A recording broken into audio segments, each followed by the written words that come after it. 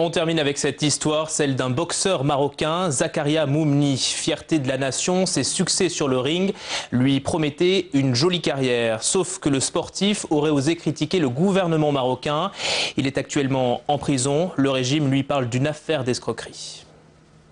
C'était en 1999. Le Marocain Zakaria Moumni devient champion du monde de boxe thaï. Un sacre qui, selon un décret royal, lui permet d'entrer dans la fonction publique avec un poste d'éducateur. Un poste dont il ne verra jamais la couleur. Zakaria Moumni se bat depuis des années pour obtenir gain de cause et ne ménage pas ses critiques contre le gouvernement.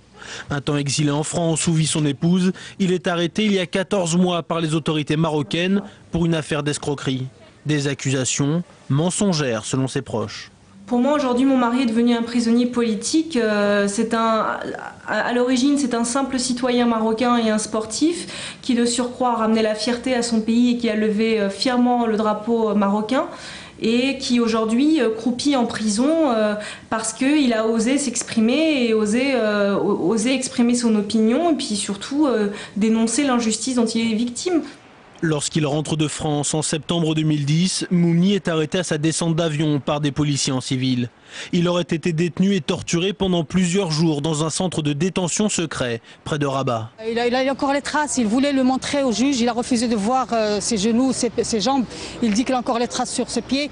Il dit que pendant 4 jours, il a été attaché avec des menottes dans ses mains, dans ses pieds, qu'il a subi la torture pendant 4 jours, qu'il n'a pas dormi, qu'on lui disait que là-bas c'était un abattoir des hommes, qu'il va sortir dans une boîte de conserve. Dès le 4 octobre, soit à peine quelques jours plus tard, il est condamné à 3 ans de prison pour escroquerie. Une peine ramenée à 2 ans et demi en appel. Mais ces 2 accusateurs n'ont jamais été entendus lors des procès. Et si l'ancien champion du monde a signé l'acte d'accusation, il affirme y avoir été contraint alors qu'il avait les yeux bandés. Tous ces dysfonctionnements sont pour nous très révélateurs d'un système judiciaire qui est trop aux ordres d'un système politique qui l'utilise en fonction de ses intérêts et de ses objectifs. Le nouveau procès en appel de Zakaria Moumni a été ajourné au 15 décembre en attendant la convocation des 2 accusateurs. Mais sa demande de liberté provisoire a été une nouvelle fois refusée. Et c'est la fin d'une semaine au Maghreb. Merci à vous de l'avoir suivi.